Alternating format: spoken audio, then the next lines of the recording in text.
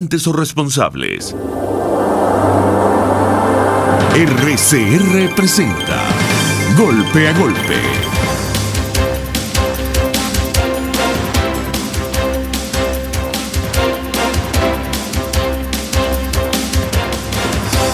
Golpe a Golpe. Buenos días. Miércoles 12 de diciembre del 2018.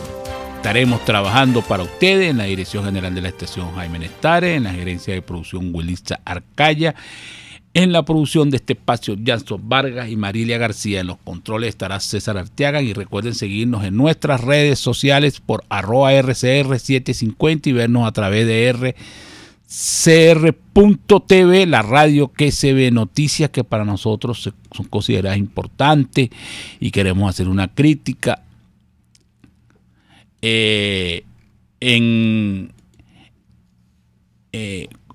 Cuando ocurre dos muertos, 3 muertos en cualquier parte del mundo, en París, en Alaska, en Pekín, los periódicos nacionales publican la noticia. Bueno, 60 hombres armados asesinan a 5 hombres en el municipio de La Ceiba, estado Trujillo.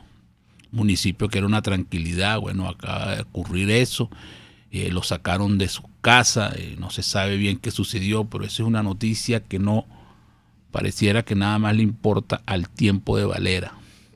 Y se está publicada también en costadelsolfm.net. También está la situación hay una noticia que también que le gusta mucho a los analistas. Aníbal Sánchez, 2 puntos. PSV solo obtuvo 16.4% en las elecciones municipales. Ahí están los resultados del análisis por partido. Se lo está publicado en costadelsolfm.net. Y gobierno debe depositar en bolívares. Solo 3% de pensionados han cambiado de petros a bolívares. Gobierno debe depositar eso en bolívares. O sea, no pueden seguir con ese. Los viejitos no pueden estar cambiando de petro para bolívares y haciendo ese desastre. Tienen que tratar de resolver eso en el gobierno para que la gente gaste sus reales. Y en línea tenemos a Juan Pablo Larquiaga, presidente de Econoindustria. Buenos días, Juan Pablo, un placer saludarte. Buenos días, Frank, muchas gracias por llamarme y buenos días a tus oyentes. Bueno, uno dice buenos días por respeto a la audiencia, pero de verdad que cada día como que es más malo y cada día tú tienes más razón de lo que vienes planteando con respecto a la desaparición de empresas en Venezuela. Lo de Goodyear está publicado ahí en Costa del Sol, le pusieron así: goodbye, gobierno toma la planta de Goodyear. Ya sabemos qué va a pasar.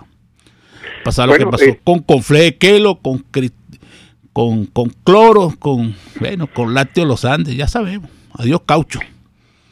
Bueno, y fíjate que no solamente es que los cauchos van a desaparecer, como han venido desapareciendo tantos productos, sino que el gobierno una vez más da muestras de ser un gobierno delincuente cuando toma la planta, cuando toma los activos que le pertenecen a otra persona y toma las marcas que le pertenecen a otra persona. Goodyear cerró como consecuencia de su imposibilidad de seguir operando. El que haya cerrado no quiere decir de que haya perdido propiedad sobre sus activos, en la medida en que Goodyear le pagó las acreencias que tenía a los trabajadores, las acreencias financieras que tenía con los bancos y las deudas que tenía con proveedores, y liquida la totalidad de sus pasivos, es decir, la totalidad de aquello que debía como consecuencia de su operación regular, pues cesa operaciones limpiamente conforme al Código de Comercio venezolano. Pero sus activos siguen siendo sus activos, sus marcas siguen siendo sus marcas. Ergo, eso no puede ser utilizado por ninguna otra persona. En un país normal, las empresas que no pueden seguir operando por la razón que sea, porque tienen un mal modelo de negocio, porque fueron sustituidas tecnológicamente sus tipos de productos, porque tuvieron una huelga y como consecuencia del flujo de caja no pudieron seguir operando. Esas empresas van cerrando y sus activos van siendo liquidados en la medida que van siendo vendidos por sus genuinos propietarios a otros, pero no llega el gobierno a tomarlos como si fuesen, digamos, activos sin propietario. Aquí en el caso de Clorox, en el caso de Kimberly-Clark, en el caso de Kellogg's, en el caso de Smurfit Cartón de Venezuela, pues se llega y se roban esos activos y se comienza a producir, además el gobierno jactándose de lo que está haciendo delincuente y se jacta de ser delincuente.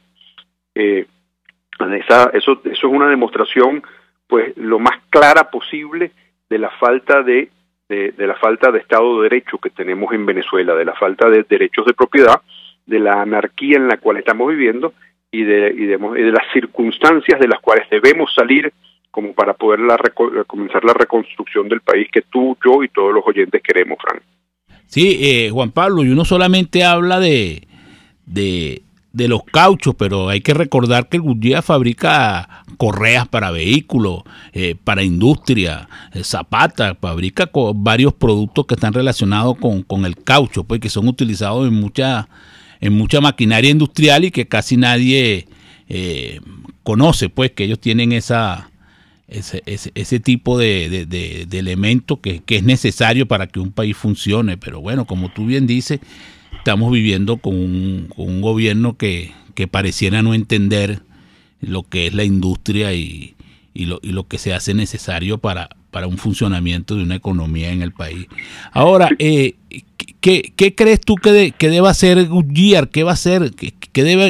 ¿Cómo debe actuar con la industria con respecto a esa toma de las empresas de esa manera? Porque como tú lo estás planteando, es una violación del derecho a la propiedad privada y se viola el derecho que está en la Constitución a los bienes de la gente. O sea, ¿cómo queda eso? Bueno, fíjate que en este caso, Fran, Venezuela está pasando por uno de los momentos más graves de su historia, pero a su vez, como las circunstancias de Venezuela son novedosas desde el punto de vista de las circunstancias políticas hemisféricas. Venezuela no es una dictadura convencional, es decir, Venezuela dejó de ser una democracia por varias razones. Dejó de ser una democracia, uno, cuando se empiezan a alterar las elecciones, como se han alterado en Venezuela; dos, cuando la Asamblea Nacional destituye al presidente de la República y este se mantiene en su cargo, haciendo una usurpación del poder; y tres, cuando se destruye la separación de poderes, los contrapesos que deben haber entre el poder ejecutivo, el poder judicial y el poder legislativo. Ergo, Venezuela pues dejó de ser una dictadura, dejó de ser una democracia, pasó a ser una dictadura, y una dictadura montada sobre la base de la fuerza, sobre la base de la represión. Y el señor Maduro ha sido muy eficiente pues en ser altamente represivo y se han cometido asesinatos que hoy en día se dirimen en la Corte Penal Internacional. Ya ayer todos leímos que se habían designado 3 jueces como para poder realizar o juzgar el caso de Venezuela, o el caso del señor Maduro y su cúpula gobernante. Pero más allá de eso, más allá de ser una dictadura, somos una dictadura, digamos, no convencional, en el sentido de que las dictaduras no toman el poder del país, pero no destruyen el país. En el caso de Venezuela, pues esta dictadura es una dictadura cleptocrática que se ha dedicado pues a saquear al país. Todos somos testigos de la cantidad de personas vinculadas con la cúpula gobernante, a las cuales han sido encarceladas en países en el extranjero, y las sumas de dinero de las que estamos hablando, miles de millones de dólares que les van reteniendo, son la demostración más clara de los delitos cometidos, ¿verdad? Entonces, esta dictadura cleptocrática que se ha dedicado a destruir al país, pues lo ha destruido en varias formas, ¿no? La destrucción institucional, bueno, sin duda eso es parte de lo que son las dictaduras tradicionales, ¿no? Pero la dictadura de la destrucción de la economía, antes decía la destrucción institucional, pues, pero la destrucción de la economía no es convencional. En la dictadura de Augusto Pinochet en Chile, pues más bien hubo un crecimiento importante de la economía porque se sentaron las bases de una economía de mercado, ¿no? En la dictadura te podría señalar, en la dictadura del señor no se me dio su nombre, pero el que lleva a hace muchísimos años, pues transformó a Singapur en una potencia en términos de la mayor cantidad de PhDs per cápita que hay en el planeta, ¿verdad? China sigue siendo un país en el cual es dudoso de si acaso hay una dictadura o es la dictadura de un partido de gobierno, pero han transformado a China en lo que es hoy en día. Por eso, pero Juan Pablo, por eso es que esto no pareciera un plan, esto lo que pareciera es un gran desorden y una gran anarquía y como tú dices, una cleptocracia, o sea, tratar de llevarse todo lo que puedan. O sea, claro, porque uno no entiende, porque, o sea, ¿dónde van a vivir dónde van a vivir ellos?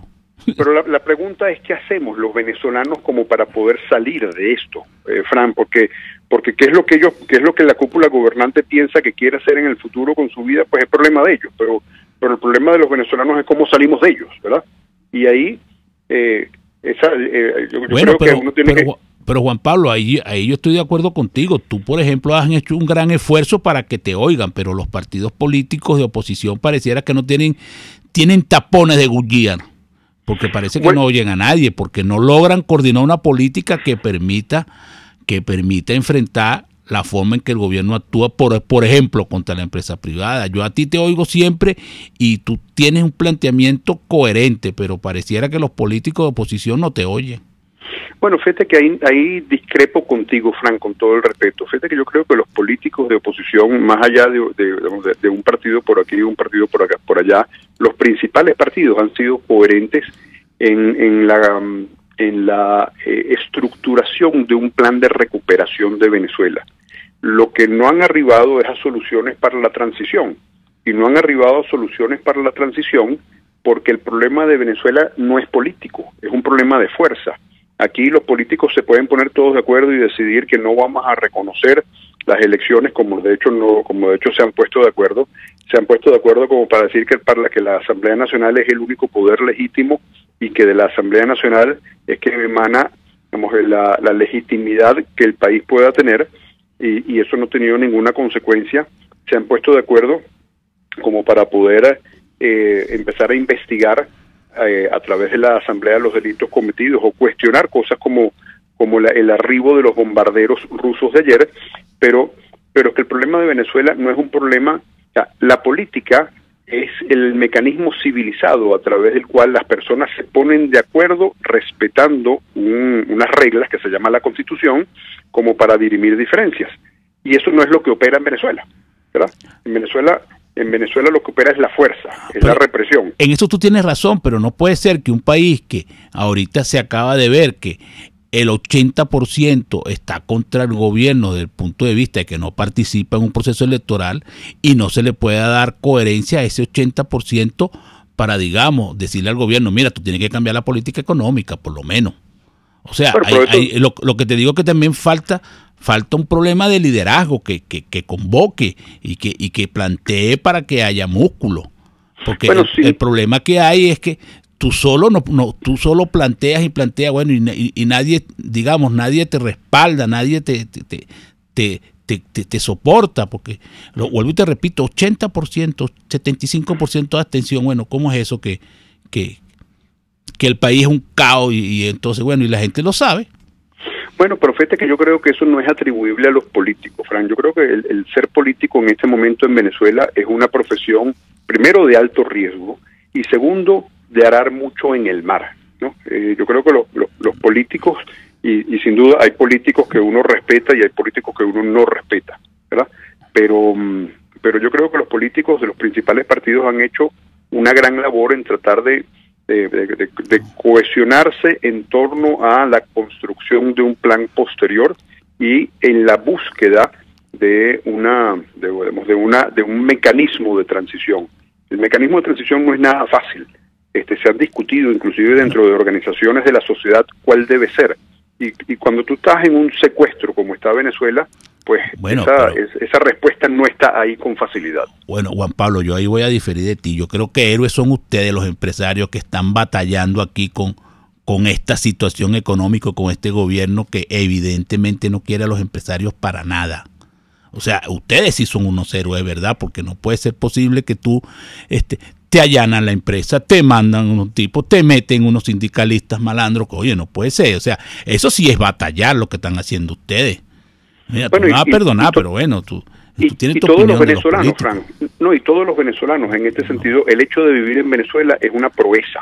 El hecho de sobrevivir la hiperinflación, el hecho de poder conseguir alimentos al final del día, el hecho de tener la disposición a quedarse y luchar, como lo haces tú, Fran, también, y como lo hacen tantos otros venezolanos cotidianamente, sin duda es una proeza. Pero regresamos al cómo salir de esto, de manera tal de que podamos reconstruir nuestra vida. Y ahí nos damos cuenta de que más allá de lo que los políticos puedan hacer, que yo creo que no es demasiado, la comunidad internacional, la fuerza del policía internacional, que es la comunidad internacional, es aquello de lo cual nos debemos apoyar como para Juan Pablo, poder... de eso vamos a hablar cuando regresemos del corte. Vamos a hablar de qué podemos hacer los venezolanos, cómo debemos participar para que haya un cambio en la situación económica del país, por lo menos, y en la situación política también, pero por lo menos en la situación económica, que es lo que en este momento agobia a los venezolanos. Y también hablemos un poco de esa frase que tú dices, que no solamente es Goodyear, sino que hay otras empresas que también están en camino de cerrar a partir de enero. Y nosotros queremos también hacer una labor social. Hay una pastilla llamada Digosina, que es necesaria para un paciente. Esta pastilla puede ser donada o puede ser vendida al que la tenga. La señora se llama, la señora con la que se pueden comunicar para la compra o la donación de la pastilla es María de Guerra, 0212 433 0299. María de Guerra, 0212 433 0299, y la pastilla se llama Digosina. Repito, Digosina, y se pueden comunicar con la señora María de Guerra al 0212 433 0299. Y nosotros vamos a publicidad. Usted escucha Golpe a Golpe por RCR 750 AM. Puedes seguirnos en nuestras redes sociales. En Twitter, @RCR750, la radio que se ve. En la crisis se encuentran las oportunidades. Aquí en Sin Estrés se las mostramos con invitados especiales que nos regalan sus experiencias por una Venezuela mejor. Cada tarde, de lunes a viernes a las 3, desde el emprendimiento, la educación, la salud y el entretenimiento. Por nuestra calidad de vida se nos hace necesario tomar un respiro del agobio diario, dedicar unos minutos a la salud mental y emocional para vivir sin estrés. Sin Estrés, de lunes a viernes a las 3 de la tarde por RCR 750 AM y rcr.tv, la radio que se ve. Una crónica de la actualidad. Golpe a golpe. Solo por RCR. Regresamos a Golpe y tenemos en línea a Juan Pablo Olalqueaga, presidente de Conindustria. Juan Pablo, ya tú habías dicho que el año que viene iba a ser muy difícil para la pequeña y mediana industria. Bueno, pareciera que no hubo que llegar al año que viene. Cerrando el año la cosa se puso muy difícil y pareciera que ya es evidente que hay muchas empresas que no van a abrir en enero, ¿no? La situación económica no da para más, para algunas empresas en Venezuela. ¿Qué información tienes tú de eso ya, Juan Pablo? Bueno, Fran, la encuesta de coyuntura de Conindustria la vamos a hacer pública este jueves, la encuesta de coyuntura correspondiente al tercer trimestre, donde vamos a poder observar cuál es la situación de las empresas al tercer trimestre de este año y sus expectativas hacia el futuro. La correspondiente al segundo trimestre decía que habían cerrado 700 empresas de 3.200 que iban quedando entre finales del año pasado y el tercer trimestre de este año, porque la encuesta del segundo trimestre se recoge durante el tercer trimestre, ¿no? Y ahí nos dábamos cuenta cuando le preguntábamos a las empresas cuánto tiempo pueden mantenerse operativas si el entorno continúa como está, y más del 50% nos decía que en menos de un año iban a tener que cerrar.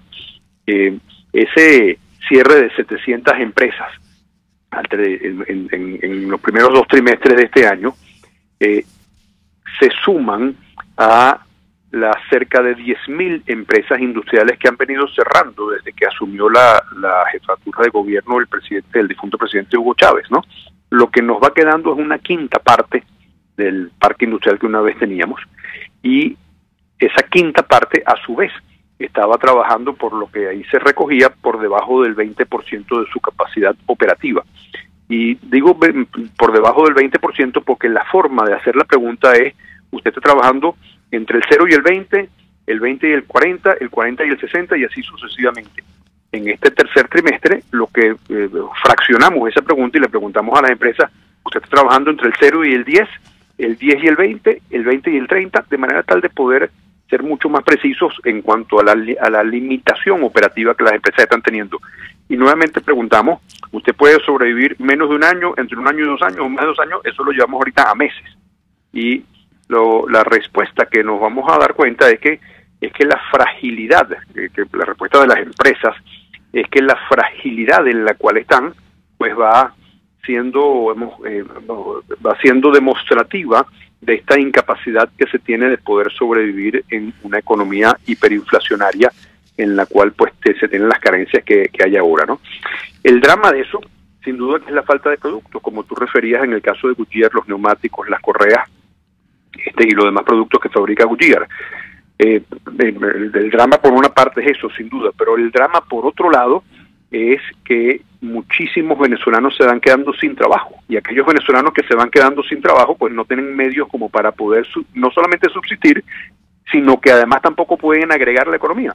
Cuando una persona se queda sin trabajo no puede comprar, esa persona que no puede comprar resta ventas de una empresa, esa empresa con ventas restadas no puede seguir operando porque no llega a punto de quiebre, y así en ese orden de ideas pues vamos cayendo en ese círculo destructivo de la economía en el cual nos encontramos, ¿no? Y ese círculo destructivo va a continuar avanzando a lo largo del próximo año hasta que no tengamos un cambio relevante.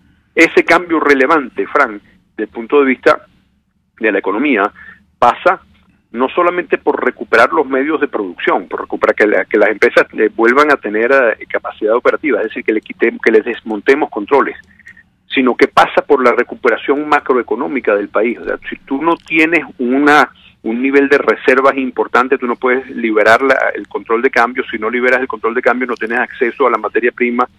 Si liberas el control... Y yo le agregaría, aparte de la situación de los dólares y de la situación de la macroeconomía, instituciones serias y responsables. No puede ser que Juan Pablo, no hace una semana nosotros conversamos más o menos sobre la situación de los precios acordados y tú dijiste, bueno, eso no va a durar ni 24 horas. Bueno, yo creo que duró mucho. 24 horas fue demasiado. Eso, o sea, tiene que haber instituciones serias que se respeten las cosas. Bueno, sí, sin duda, pero yo te hacía referencia desde el punto de vista de la economía como tal. Desde el punto de vista político, tú tienes que tener institucionalidad. El Banco Central es una institucionalidad política. Si tú no tienes un Banco Central sólido, independiente y con criterio propio, pues ese Banco Central nunca va a cumplir sus dos mandatos esenciales, que son el mantener controlada la inflación y mantener el valor de la moneda, es decir, del bolívar, ¿no? Y como eso, por supuesto, ningún país, o sea, nosotros somos el ejemplo de lo que significa perder la institucionalidad, tal cual como tú lo estás diciendo, ¿no? Pero digamos, refiriéndonos a lo que habría, qué es lo que nos pasa el próximo año y qué es lo que habría que hacer para recuperar la economía. Si tú no recuperas macroeconómicamente el país, y para eso sin duda requieres apoyo internacional de los entes multilaterales, si no tienes eso, no vas a poder recuperar macroeconómicamente el país. Política monetaria, política fiscal, política cambiaria.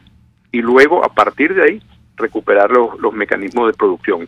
Es decir, con una banca cuyo capital total conjunto suma $60 millones, tú no puedes recuperar el país. No, bueno, lo primero que debe hacer el gobierno es llamarte a ti a Miraflores para que te sientes por lo menos con los ministros del gobierno para más o menos entiendan qué es lo que está pasando en materia de economía y en materia de industria, porque si no te oyen a ti, no van a seguir dando los tumbos que están dando. Bueno, si no escuchan al empresariado, yo creo que el próximo gobierno tiene que ser un gobierno en el cual haga un acto de escuchar y de cohesionar criterios por supuesto, de empresarios, pero de economistas, que Venezuela tiene muchos economistas muy, muy destacados. Ahí tú tienes a Orlando Ochoa, a Ricardo Hausmann, a Adrúbal Oliveros, o a ¿cómo se llama? O a Leonardo Vera, a Sari Levy, como ejemplos, digamos, de lo que significa coherencia en materia de planificación de economía. Venezuela cuenta con la gente suficiente como para reconstruir al país, ¿verdad? Hay muchos más economistas, yo solamente dije 5 nombres, pero son los primeros que me vienen a la mente, pero Venezuela cuenta con ese acervo de, digamos, de inteligencia como para poder reconstruir el país. Así que en la medida en que la transición que todos esperamos se haga incluyendo a estas personas, pues yo creo que ahí podemos tener un país planificado hacia futuro, que es lo que tú, yo y todos los venezolanos queremos. Bueno, Juan Pablo, por razones de tiempo tenemos que despedirte.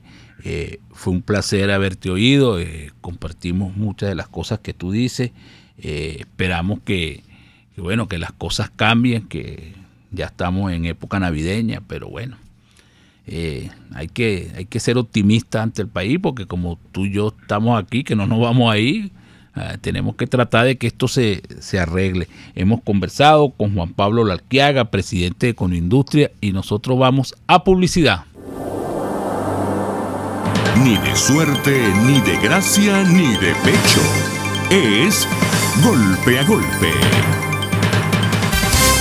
Puedes seguir nuestra programación a través de rcr.tv, la radio que se ve. El siguiente espacio educativo está dirigido a niños, niñas y adolescentes.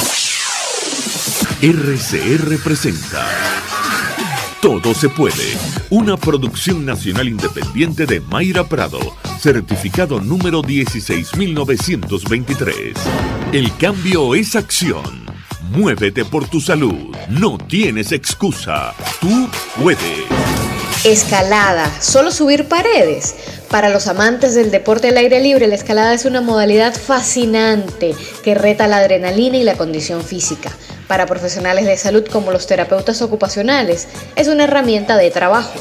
Hoy te traje la postura de la terapeuta ocupacional Yoxenia Barrios para que nos explique los beneficios de practicar la escalada en los niños. Los terapeutas ocupacionales promueven la salud a través de la ocupación y en el caso de los niños, su ocupación es jugar. Como terapia, ellos utilizan la pared de escalar para proporcionar al niño estímulos sensoriales provenientes de la contracción muscular, la presión que reciben las articulaciones, la tensión que produce la fuerza de gravedad, que sumados producen un gran resultado, la planificación motora. Los niños que utilizan la pared de escalada desarrollan la capacidad para planear y ejecutar actividades especiales, aunque nunca hayan sido realizadas. Todo gracias a la información sensorial grabada en su memoria corporal.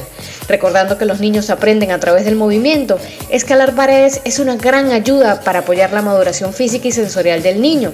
¿No tienes pared de escalada? Media hora de juego en un parque tradicional también cuenta. ¿Quieres estimular la maduración de tus niños? Dale experiencias de movimiento de calidad. RCR presentó Todo se puede con Mayra Prado. Síguela por Twitter, @todosepuedenet. Una producción nacional independiente de Mayra Prado, certificado número 16923.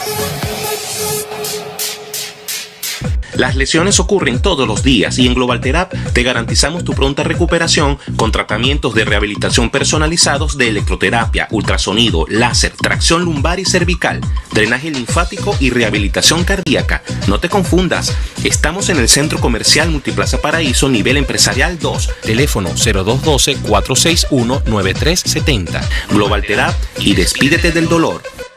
Pluralidad contigo. Respeto contigo. Responsabilidad contigo. Libertad contigo. Estamos contigo y punto. De lunes a viernes a la 1 de la tarde. Contigo. Solo por RCR 750 AM. Porque lo bueno une. En RCR somos vanguardia. Toda la programación de tu RCR también la puedes seguir a través de la internet. Audio y video en tiempo real. Noticias y mucho más. No te pierdas ni un segundo de nuestra programación.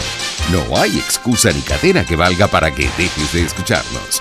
Ingresa a rcr.tv, la radio que se ve. En En la crisis se encuentran las oportunidades. Aquí en Sin Estrés se las mostramos con invitados especiales que nos regalan sus experiencias por una Venezuela mejor. Cada tarde, de lunes a viernes a las 3, desde el emprendimiento, la educación, la salud y el entretenimiento. Por nuestra calidad de vida se nos hace necesario tomar un respiro del agobio diario, dedicar unos minutos a la salud mental y emocional para vivir sin estrés. Sin Estrés, de lunes a viernes a las 3 de la tarde por RCR 750 AM y rcr.tv, la radio que se ve. RCR 750 AM, porque lo bueno une. Golpe a golpe, el cuento completo entre lo irónico, lo serio y lo ácido. Estamos de regreso en Golpe a Golpe. Y en línea tenemos al abogado constitucionalista, profesor de la Universidad Central de Venezuela, José Vicente Haro. Buenos días, José Vicente, un placer saludarlo. Hola, ¿qué tal? Buenos días. Saludos, Fran, saludos a la audiencia. Ajá, José Vicente, ustedes estuvieron ayer en una reunión, un foro, y plantearon que la Asamblea Nacional debe proponer un mecanismo de transición a partir del 10 de enero. ¿Cómo se pone eso en ejecución? ¿Cómo se plantea eso? ¿Cómo se produce eso? O sea, ¿cuál es el planteamiento que ustedes tienen para que nuestros oyentes entiendan lo que ustedes están proponiendo? Sí, gracias por la referencia. En efecto, ayer tuvimos un foro en el Nacional donde, un poco con motivo de una rueda de prensa que yo en particular di el día viernes, donde llamaba la atención de que en el siguiente mes se presentaba una ventana de oportunidad para generar una ruta concreta para la transición, amén de las propuestas que presenta el Frente Amplio en su reunión del día de hoy y finalmente en el pronunciamiento del día viernes 14. Nosotros consideramos que deben aclararse los mecanismos constitucionales y políticos para poder generar una transición en Venezuela. Lo primero que yo particularmente aclaré es que las transiciones políticas, y particularmente en el caso de Venezuela, uno no puede decretarlas, uno tiene que construirlas. Una transición política en Venezuela no se va a dar por un acuerdo simplemente que emita la Asamblea Nacional o por una sentencia o fallo que emita un Tribunal Supremo de Justicia en el exilio, etcétera. Estos pueden ser mecanismos, herramientas que se utilizan, pero básicamente hay que construir. ¿Construir a partir de qué? Y esto es lo que precisamente estuvimos ayer exponiendo el profesor Ricardo Hausmann, que desde la India se conectó por Skype, el profesor José Ignacio Hernández, que desde Boston también estuvo presente, y dos representantes políticos del partido que va a presidir la Asamblea Nacional el año que viene, que es Voluntad Popular, así como una organización de la sociedad civil. Lo que estamos señalando es que si tenemos en cuenta que Nicolás Maduro, primero, termina el periodo constitucional que él debió asumir a partir de las polémicas elecciones del 14 de abril de 2013 para sustituir a Hugo Chávez Frías, que era el que tenía que ejercer este periodo constitucional, porque era el que fue electo para este periodo constitucional inicialmente, un 7 de octubre de 2012, pero con motivo de su muerte no lo pudo hacer. Entonces se dieron las elecciones de abril de 2013. Con esas elecciones se le encomendó a Nicolás Maduro terminar el periodo constitucional, pero durante todo ese proceso vino una deslegitimación producto de la violación sistemática de derechos humanos, vino una decisión del Parlamento de decretar su abandono del cargo el día 9 de enero de 2017, vino una sentencia del Tribunal Supremo de Justicia legítimo en el exilio, donde se le destituyó del cargo porque había incurrido o ha incurrido en delitos de corrupción propia y legitimación de capitales, pero además ahora se le termina el periodo presidencial que él inicialmente tiene que terminar o concluir y que era aquel periodo que Hugo Chávez tenía que iniciar y terminar. amén de todas esas cosas que ya dejan claro que Nicolás Maduro, a partir del 10 de enero, como ya lo han dicho varios representantes de la comunidad internacional, pierde legitimación como presidente de la República, deja de ser formalmente un presidente legítimo, y teniendo en cuenta que el 20 de mayo no hubo elecciones auténticas en Venezuela, fueron desconocidas por gran parte de la comunidad internacional, fueron desconocidas por gran parte del pueblo, que incluso no fue a las urnas porque no confía en el árbitro electoral, no confía en el sistema, y no quería simplemente participar en unas elecciones que estaban inclinadas por el árbitro electoral a favor de Nicolás Maduro. Bueno, teniendo en cuenta todo esto, lo que se genera el 10 de enero, a partir del 10 de enero, es un vacío en la presidencia de la República, un vacío en el cargo, una falta absoluta, un vacío de poder. Ahora, ¿qué opciones hay constitucionales? Bueno, si hay un vacío de poder, lo lógico, lo que corresponde es cubrir ese vacío del poder. ¿Qué nos señala la Constitución en el artículo 233, en uno de sus supuestos? Haciendo una aplicación analógica de uno de los supuestos, bueno, que uno puede considerar, y es una de las opciones que establece el 233, ante la ausencia de un presidente electo, ante la no juramentación de un presidente electo, porque no existe en este momento un presidente electo, definitivamente no se han realizado elecciones auténticas, entonces debe asumir el presidente de la Asamblea Nacional. Esta es la primera opción. Esta es una opción que está sobre la mesa. Por supuesto que es una opción teórica, una opción constitucional, pero políticamente sometida a graves riesgos, porque la primera reacción del régimen del oficialismo sería emitir una orden de aprehensión para capturar a quien asume la presidencia de la Asamblea Nacional, que hasta ahora se dice que va a ser el diputado Juan Guaidó en representación de Voluntad Popular.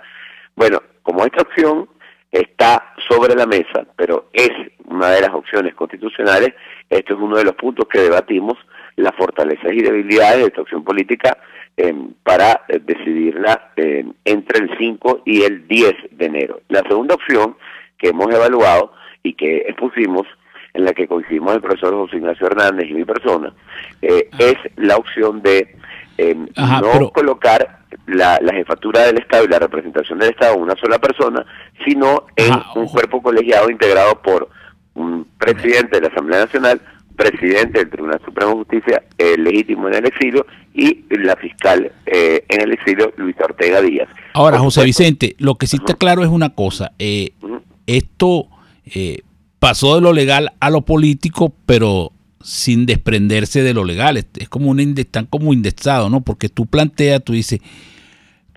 dices en uno de tus artículos, en algo que yo leí por ahí tuyo, tú dices, lo que no permite la Constitución es quedarnos sin hacer nada. O sea, porque pareciera que legalmente no hay forma, porque bueno, ya el gobierno dice, yo hago lo que quiero y punto, pues, ¿no?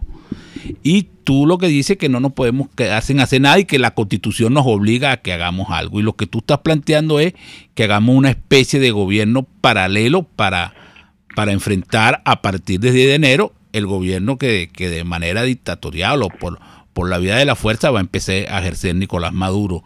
Es así, estamos conversando con José Vicente Aro, profesor constitucionalista de la Universidad Central de Venezuela.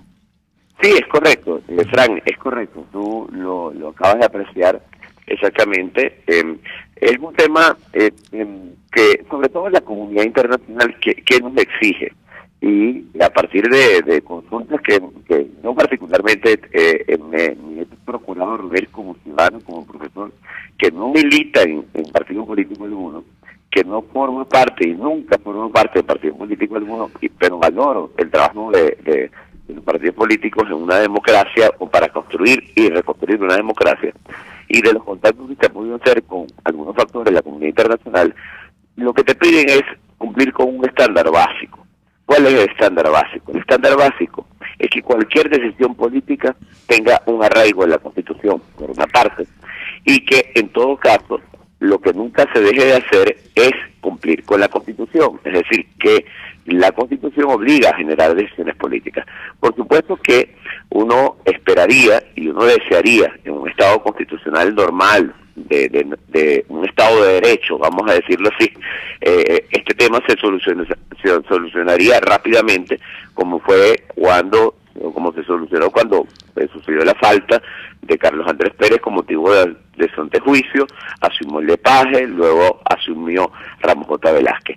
En este caso, bueno, tenemos dificultades en la práctica, eso sí, para poder poner en ejecución una solución política que tiene soluciones constitucionales y que la Constitución permite realizar. Ahora, como he aclarado, como tú bien lo has dicho, aclarado el día viernes en esa rueda de prensa que luego está publicada en artículos, y lo decía el día de ayer, uno pudiera decir, y muchos no estamos libres de políticos que lo dicen, de diputados que lo dicen, especialmente esos partidos que colaboran con el régimen o que le hacen el juego al régimen. Dicen, bueno, caramba, pero ¿para qué vamos a hacer eso?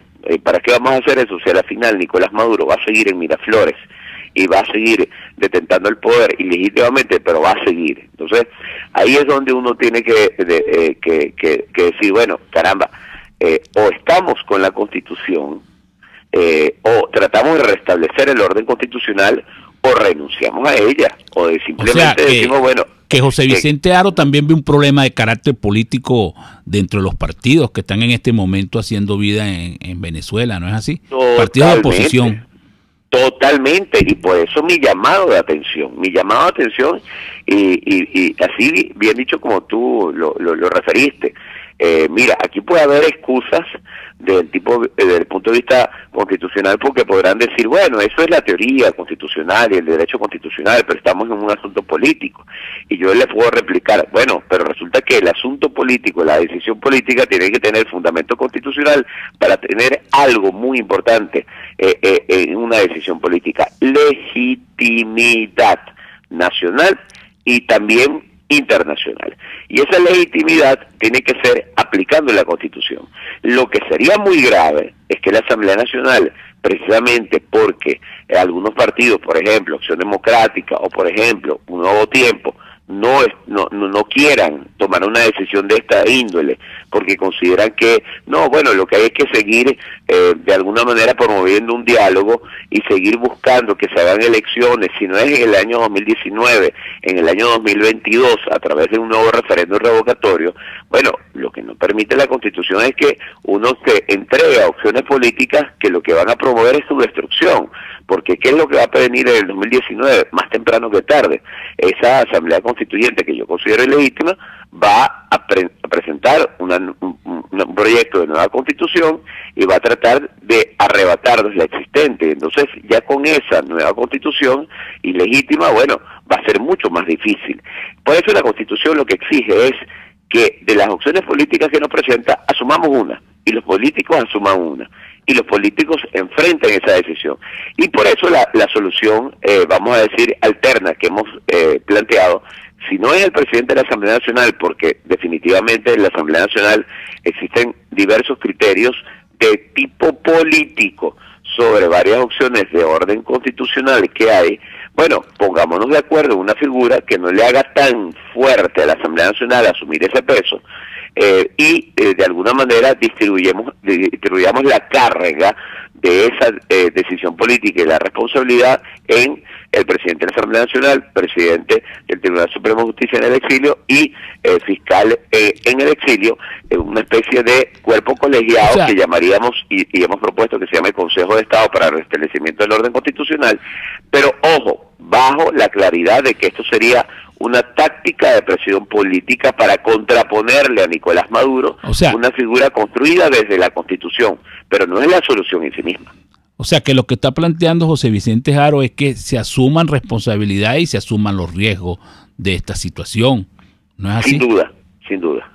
O sea, porque lo que hemos visto es que, bueno, se presenta un problema y se van, la fiscal está fuera, el Tribunal Supremo de Justicia que nombró la Asamblea Nacional está fuera, después destituyeron al presidente, lo volvieron a nombrar. Bueno, uno no entiende más o menos qué es lo que está ocurriendo en el Parlamento, que no asumen políticas más o menos coherentes. pareciera que eso está cambiando, ¿no? Porque veo que por lo menos ustedes pudieron ir a la Asamblea Nacional a plantear lo que ustedes creen que debe hacerse. Sí, y lo vamos a seguir haciendo, es decir, no vamos a renunciar a nuestro derecho de ciudadanos comprometidos, de especialistas en derecho constitucional, para decirles, aquí la Constitución les pone estas opciones. Lo que ustedes no pueden hacer es no hacer nada. Es decir, ustedes tienen varias opciones. Y estamos seguros, es una de las cosas que yo he repetido a varios diputados de varias fracciones de la Asamblea Nacional, estamos seguros que si ustedes asumen el riesgo, los ciudadanos van a volver a comprometerse y apoyarlos, porque lo que vimos el 9 de diciembre es un divorcio entre la dirigencia política y la ciudadanía, más allá que algo que está claro, que es una desconfianza total en el árbitro electoral y en el sistema electoral, que eso también sucedió el 20 de mayo de este año. Pero estoy seguro que si los políticos le hablan con sinceridad a los ciudadanos y le dicen, bueno, mira, no podemos en este momento, no hemos logrado sustituir a Nicolás Maduro por distintas vías que hemos intentado, pero mira, podemos ofrecerle estas alternativas. José Vicente, tú eres profesor constitucionalista. Estamos conversando con José Vicente Jaro, profesor de la Universidad Central de Venezuela. Tú planteas que a partir del 10 de enero hay un desconocimiento de Nicolás Maduro, que pareciera que se va a juramentar ese día como nuevo presidente. Ante la ilegítima Asamblea Nacional. La pregunta que te queremos hacer es que cuando regresemos de publicidad es que nos diga qué puede hacer un ciudadano común para desconocer al presidente. O sea, ¿qué tiene dentro de la Constitución los venezolanos comunes y corrientes? ¿Qué armas tienen desde el punto de vista constitucional para no aceptar al presidente de la República que se juramenta ilegítimamente? Pero eso nos lo va a responder cuando regresemos de publicidad. Usted escucha Golpe a Golpe por RCR 750 AM. Sintonícenos a través de Periscope, @RCR750, la radio que se ve. Si buscas caucho para los vehículos de tu empresa, sean camiones, buses, camionetas o carros, llama a Cauchera Fran Luis al 0212-481-1752, 0416-607-6406 y 0412-815-6712. Para mayor información, visita @Cauchera Fran Luis en Twitter, Instagram o Facebook, o escribe al correo caucherafranluis72@gmail.com. Cauchera Fran Luis, tu mejor opción. Una crónica de la actualidad. Golpe a golpe. Solo por RCR. Regresamos a Golpe y estamos conversando con José Vicente Jaro. Y le habíamos dado una pregunta en el aire que está relacionada con qué actitud debe tener o qué puede hacer un ciudadano común que considere y que esté de acuerdo con que el presidente que se juramenta el 10 de enero es ilegítimo. ¿Qué acciones civiles puede tener un ciudadano común o qué puede hacer dentro del marco constitucional para no reconocer al presidente, José Vicente? Sí, bueno, ante todo tenemos que tener en cuenta que Nicolás Maduro ha ido desmontando la Constitución, desconociendo la Constitución, violando sistemáticamente la Constitución a través del Plan de la Patria, los estados de excepción, una serie de mecanismos y herramientas que al margen de la Constitución prácticamente las desconocido. Teniendo en cuenta eso, tenemos un artículo, el artículo 333 de la Constitución, que señala fundamentalmente que en caso de que la Constitución fuere derogada o perdiera su vigencia por algún mecanismo distinto al establecido en ella, fuera modificada por algún mecanismo distinto al establecido en ella, toda persona investida o no de autoridad está en el deber, que es un deber ciudadano, de restablecer o colaborar con el restablecimiento de su efectiva vigencia. Aquí yo creo que todos tenemos que tener claro de que si nosotros tenemos que aumentar la presión desde el punto de vista político, desde el punto de vista constitucional, haciendo uso de la Constitución, pero también desde el punto de vista ciudadano, para poder para poder de alguna manera generar una situación que nos lleve a una transición. Los ciudadanos, yo creo que aquí ya deben asumir como un deber ciudadano ese artículo 333 de la Constitución, pero también el artículo 350 de la Constitución, que en palabras más, palabras menos, lo que obliga a los ciudadanos a desconocer todo tipo de autoridad que contraríe los principios y valores fundamentales, los derechos humanos y los valores fundamentales republicanos, en los que pues por lo menos se ha sentado la nación venezolana en la Constitución del 99, y en todas las constituciones que ha tenido Venezuela ha habido un hilo conductor, esos principios republicanos. Ahora, eso se dice fácil desde el punto de vista constitucional.